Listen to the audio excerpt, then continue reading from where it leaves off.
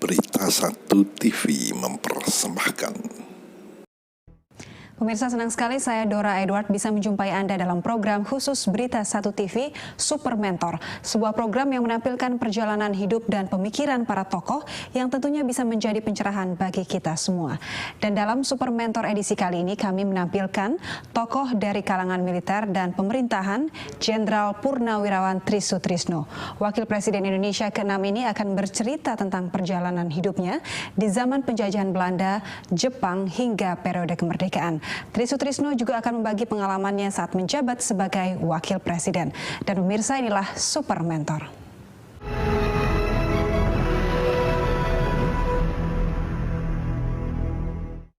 Trisutrisno lahir di era penjajahan Belanda di kota pahlawan, Surabaya. Mewarisi semangat orang tuanya yang pekerja keras dan hidup prihatin, Trisutrisno selalu menunjukkan rasa ingin tahu dan jiwa kepemimpinan sejak belajar di Sekolah Rakyat Taman Siswa Kedung Doro. Karir militer Trisutrisno yang cemerlang dimulai dari Akademi Teknik Angkatan Darat. Lalu ia menduduki beberapa posisi penting dari ajudan untuk Presiden Soeharto, Pangdam Sriwijaya, Pangdam Jaya, Kepala Staf Angkatan Darat, hingga Panglima ABRI. Ketika menjadi Pangdam Sriwijaya, Brigadir Jenderal TNI Trisutrisno memimpin langsung Operasi Ganesha yang merupakan operasi lingkungan hidup dengan tujuan penyelamatan kawanan gajah.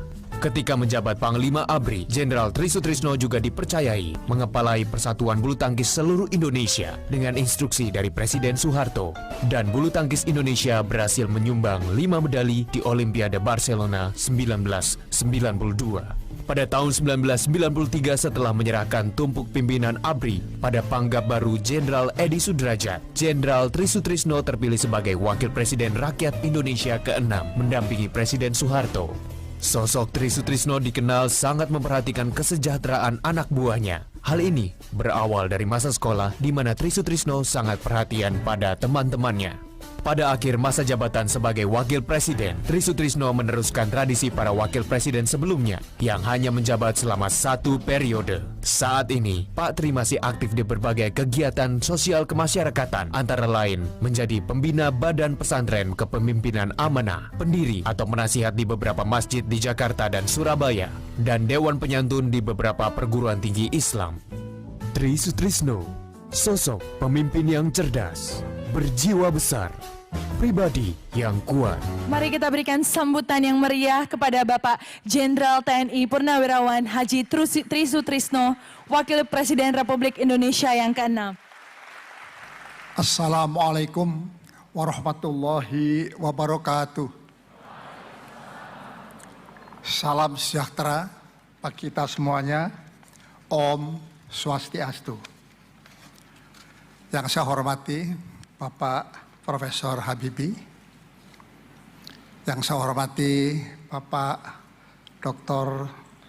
Susilo Bambang Yudhoyono dan Ibu, yang saya hormati Bapak Sanana, yang saya hormati Bapak Ketua MPR, Bapak Ketua DPD dan Bapak Wakil Ketua MPR, yang saya hormati Bapak Dino dan Ibu, para hadirin sekalian yang berbahagia.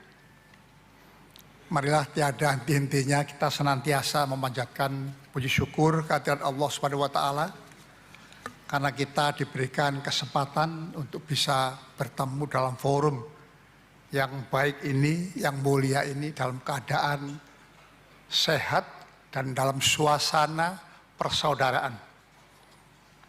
Marilah kita terus optimis, janganlah kita ada sedikit pun pesimisme di dalam hidup. Namun kita harus kritis dan kita harus juga korektif. Kita juga mau evaluatif karena manusia itu memang perjalanannya selalu ada 2 kodrat. Ada siang, ada malam, ada tua, ada muda, ada lahir, ada mati. Juga demikian ada berhasil, ada kegagalan. Sudah sepatutnya lah kita, baik sebagai pribadi maupun sebagai bangsa. Hadirin sekalian, saya diminta untuk cerita tentang pengalaman pribadi. Dari masa kecil dan sekolah, saya memang mengalami 3 zaman. Yaitu zaman Belanda, saya masih kelas 1, di Lagerschool kelas 2. Jadi waktu itu orang Indonesia dibedakan, yang rakyat itu tidak boleh masuk sekolah Belanda. Lagerschool biasa tidak boleh. Itu hanya anak-anak khusus, anak priai, anak pegawai Belanda. Tapi kalau kita rakyat itu harus di Ongkoloro namanya. Kemudian pada saat zaman Jepang masuk, sampai awal revolusi, saya bersekolah di Taman Siswa. Di Taman Siswa karena saya tahu, dan Taman Siswa itu adalah suatu pelopor pendidikan yang sangat orientasi kepada nasionalisme. Kemudian pada saat zaman kemerdekaan tahun 45, saya duduk di kelas 4. Umur saya masih 10 tahun waktu itu. Demikian keadaannya, perjuangan. Akhirnya kita meninggalkan kota Surabaya karena kota Surabaya diduduki oleh sekutu yang dipimpin Inggris waktu itu sebetulnya dalam rangka untuk mengambil tawanan Belanda maupun juga mengambil orang-orang Jepang yang ditawan untuk dipulangkan. Saya waktu sebagai anak kecil, masih 10 tahun, mengungsi pertama dari Surabaya menuju ke Sidoarjo. Kemudian ke Mojokerto sampai tahun 46. Waktu itu ayah kami juga berjuang. Dan berjuang pada saat itu gabung di dalam unit ketentaraan, tidak ada gaji. Jadi betul-betul waktu itu pejuang Indonesia, baik yang di dalam wadah laskar maupun tentara, tidak menerima gaji. Oleh karena itu saya dengan ibu dan adik saya berdua, kita ingin survive. Bagaimana caranya di dalam pengungsian itu kita hidup. Saya awali waktu itu entrepreneurship ini tanpa modal. Apa itu? Menjual air ya, di dalam kendi. Kemudian saya bawa ke stasiun. Dari sanalah kemudian ada step, ya, a little grain of sand, little drops of water, tapi kita harapkan ini bisa menjamin kehidupan kita. Dari air akhirnya kumulatif. Kita naik menjadi penjual koran. Saya edarkan di kereta api. Dari koran kemudian meningkat, akhirnya menjual rokok di dalam box, di kereta api, di pasar. Begitulah perjuangan kita. Dan kemudian Mojokerto diduduki Belanda, kita mengundurkan diri ke daerah pedalaman sampai akhirnya tiba di daerah Kediri. Waktu itu eksak location-nya ada di Purwasri. Disitulah kita bertemu ayah kami di dalam satuan tentara. Dan selama kita bertemu dengan bapak ini, nasib saya berubah, bapak-bapak sekalian. Yang tadinya saya hidup mandiri, berjuang dari bawah untuk ibu dan adik. Tapi waktu sudah bergabung dengan bapak, saya menjadi tobang. Tobang itu bahasa Jepangnya itu pelayan, kacung. Kacungnya tentara. Jadi tugas saya adalah untuk membantu tentara, membersihkan sepatunya, ngelapis senjatanya. Kalau makan, saya harus mengangkat makanannya, terakhir baru saya makan. Namun situasi berkembang. Pada saat saya umur 13 tahun, itulah saya dipercayai oleh unit batalion bapak saya itu untuk menjadi istilahnya PD, penyelidik dalam. Yaitu semacam organ intelijen yang diperintahkan masuk ke daerah pendudukan Belanda untuk membawa dokumen. Dan kemudian nanti saya di Surabaya bertemu kelompok-kelompok pejuang yang ada di dalam kota Surabaya. Dari sanalah saya memberikan dokumen dan kembalinya saya membawa suatu obat untuk resupply kesehatan.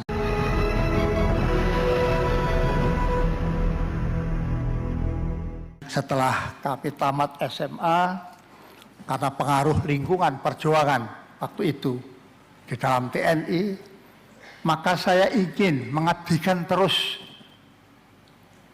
karier saya di dalam ketentaraan.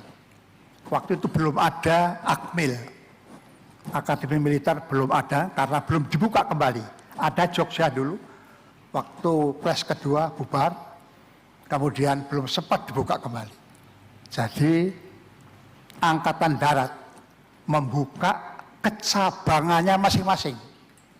Seperti Pak Benny Murdani Infanteri, P3AD itu ada di Bandung. Artileri ada di Cimahi. Kavalri ada di Cibangkong, Bandung. Nah, yang saya masukin itu adalah engineer, seni. Itu ada di Bandung juga. Saya masuk ke situ.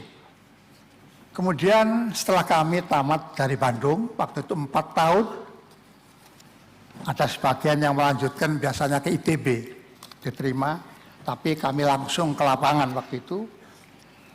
Kami menempuh karier dari awal sampai akhirnya kami pensiun sebagai perwira tinggi. Dalam pengalaman saya, baik sebagai perwira muda, perwira pertama maupun perwira yang sudah dewasa, perwira sudah matang, yaitu kategori perwira tinggi, ada pengalaman yang sangat saya kesankan, yaitu di dalam kedua bidang ini ternyata yang paling penting adalah karakter dan kepemimpinan.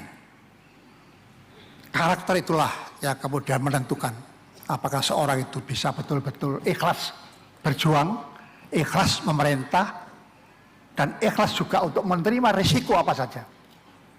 Karena risiko tentara itu 3. Kita berangkat operasi, selamat alhamdulillah. Nomor 2, kita berangkat operasi pulang invalid. Buntung tangannya, kakinya, matanya buta. Yang ketiga, yang terakhir, berangkat operasi, pulang dengan peti yang dikasih merah putih. Ini yang harus kita siapkan mental kita, bahwa di dalam pengabdian kita tentara, kita siap menghadapi itu semua. Dan ini pun pengalaman kami, ini kami sampaikan kepada istri, supaya istri juga siap mental. Jadi janganlah istri tentara itu diberikan impian-impian yang luar biasa. Nanti aku jadi ini, jadi itu, kamu akan dilayani, akan dibukakan pintu. No, pengalaman saya tidak begitu. Boleh tanya sama Putri. Saya selalu memberikan peringatan, siaplah mental kamu, manakala nanti saya menerima risiko yang terberat.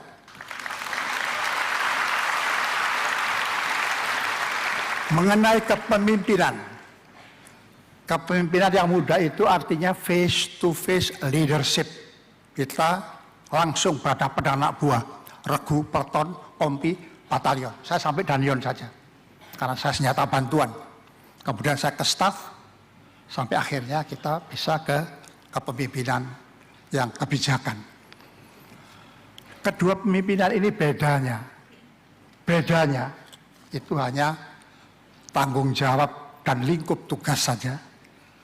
Namun dalam kepemimpinan itu ada kesamaan, yaitu baik yang di kepemimpinan yang face to face leadership maupun kepemimpinan di tingkat yang lebih dewasa, biasanya manajerial itu, ya, tingkat Angkatan Darat, Kodam, ya, sampai di tingkat Markas Besar ABRI.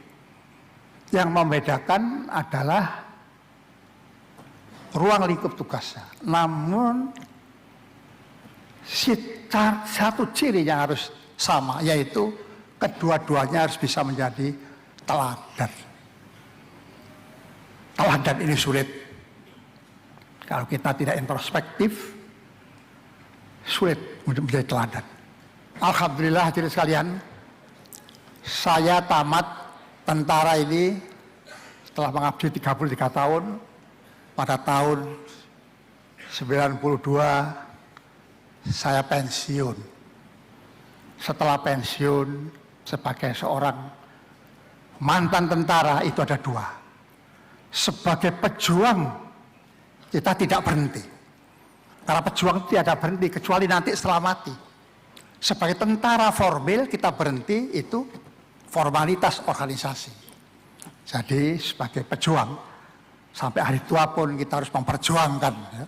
Baik berjuang untuk kita keluarga juga memperjuangkan tadi masyarakat pada umumnya.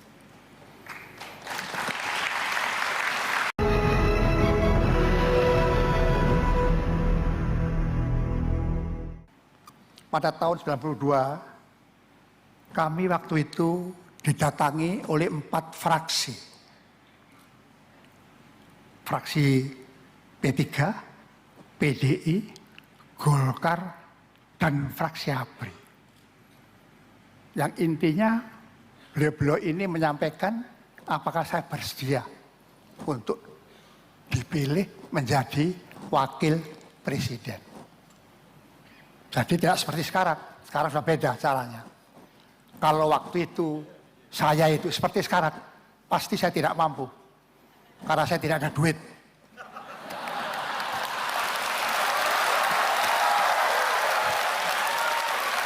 Waktu itu saya hanya tidak bodoh apa-apa.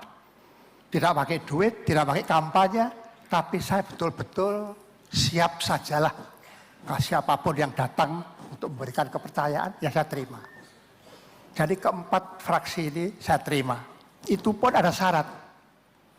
Walaupun saya terima, mereka calonkan sebagai wapres, secara konstitusi ini harus dibicarakan dulu kepada presiden terpilih. Presiden terpilih Pak Harto didatangi oleh 4 fraksi, tanya, Pak, bersediakah Bapak didampingi oleh orang yang namanya Tri Sutrisno? Kalau Pak Harto mengatakan oke, jadi. Kalau tidak, cari lagi. Yang cari 4 fraksi MPR ini. Begitulah. Tapi syukur alhamdulillah Pak Harto ditanya terus langsung diterima.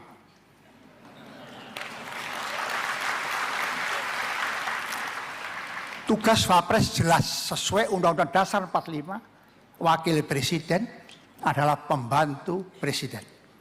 Membantu dalam arti luas. Oleh karena itu waktu itu tradisi zaman waktu itu wakil presiden itu senantiasa dijadikan atau ditempatkan dalam bidang pengawasan pembangunan. Jadi mulai Pak Adam Malik, Pak Hamengkubuwono, Pak Harmono, sampai kami itu diberikan tugas pengawasan pembangunan. Hanya pada waktu saya ditambah 2 lagi. Di samping mengawasi pembangunan, kita juga menjadi ketua Baperjanas. Itu satu institusi yang membicarakan karier eselon 1. Supaya tidak terjadi like and dislike.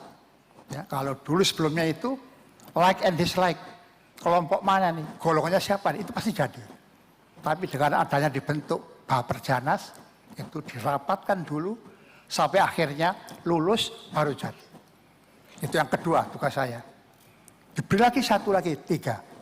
Yaitu pengawasan objek vital strategis. Jadi misalkan Indonesia akan meluncurkan waktu itu satelit, ini Menteri Perhubungan tidak bisa begitu saja. Dia harus konsultasi dulu dengan kita untuk tanya. Kita tanyain siapa yang dipercaya. Apakah Amerika, apa Tiongkok, apa Rusia, apa Perancis, silakan. Lalu kriterianya apa? Mana harganya yang lebih murah? Mana yang paling aman, jarang kecelakaan, seperti itulah. Dari 3 ini. Jadi tidak benar kalau presiden dan wakil presiden itu membagi tugas ya, seperti membagi kue, tidak boleh. Misalkan ada istilah Presiden ngurusi ekonomi, wakil presiden ngurusi bidang lain.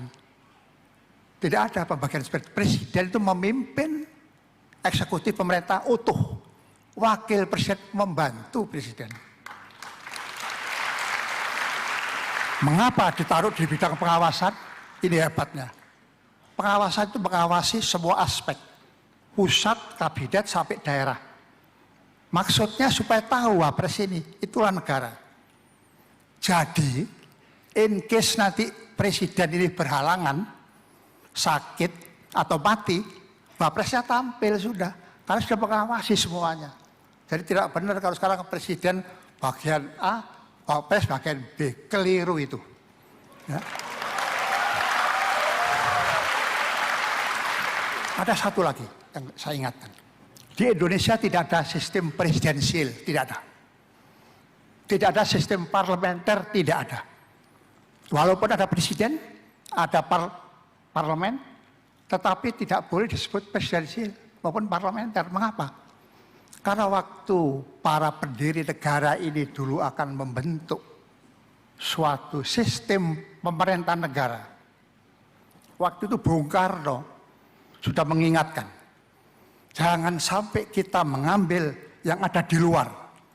Apa itu presidensial, yang waktu heavy ke Amerika, Perancis, atau parlementer, Eropa, Inggris. Bung Karno mengingatkan. Lalu nyeletuk satu tokoh yang namanya Pak Kasman. Oh kalau gitu Bung, sistem sendiri. Bung Hatta mengatakan sistem Indonesia. Itu yang betul. Jadi maaf, sekarang jangan menyebut sistem presidensial, keliru. Kalau mau konsisten, yang benar itu sistem sendiri tadi, yang kemudian setelah dikaji, menjelma menjadi sistem MPR. Mengapa MPR? Karena MPR adalah tempat wajah daripada rakyat ini. Rakyat Indonesia di situ semua ada. Baik yang dipilih, yang di DPR, masih kurang DPR, ada yang lain. Apa itu namanya? Utusan daerah. MPR, utusan daerah dan DPR masih kurang. Masih ada yang tercecer. Jangan sampai ada yang tercecer. Orang Indonesia dimanapun, di dalam wadah apapun harus ada di MPR. Itu namanya utusan golongan. 3 komponen ini. Nah sekarang nggak tahu saya reformasi kok cuma 2. Nggak tahu. Tapi beliau hebat. Saya alhamdulillah, mengapa? Karena MPR tahun 2009 sampai 14 itu memberikan rekomendasi kepada beliau MPR yang sekarang dengan rekomendasi nomor 4 yang intinya supaya MPR yang sekarang ini membentuk badan atau lembaga pengkajian tentang Undang-Undang Dasar 45. Para hadirin sekalian, demikianlah saya mohon maaf terlambat 2 menit. Atas kesalahan saya minta maaf. Semoga kiranya uraian saya ini bermanfaat bagi kita semuanya, menggugah kita semuanya. Justru akan menyongsong kebangkitan nasional nanti dan menyongsong 70 tahun merdeka. Mari kita introspeksi. Yang baik kita lanjutkan, kita teruskan. Tapi yang kurang kita harus berani mengakui itu keliru. Sistem pemimpin sama kuat. Pemimpin harus kuat, sistemnya harus baik. Ya, tidak mungkin sistemnya morat-marit, walaupun pemimpinnya siapapun tidak akan jadi. Demikian, semoga Allah Subhanahu wa Ta'ala senantiasa memberkati, meridhoi, dan membimbing kita. Wabillahi taufik wal hidayah. Wassalamualaikum warahmatullahi wabarakatuh. Pemirsa, tuntas sudah kami menemani Anda dalam program spesial Berita 1 TV Super Mentor bersama Wakil Presiden Republik Indonesia ke-6 Jenderal Purnawirawan Trisutrisno. Nantikan Super Mentor selanjutnya, dan atas nama seluruh kerabat kerja yang bertugas, saya Dora Edward mengucapkan terima kasih atas kebersamaan Anda dan sampai jumpa.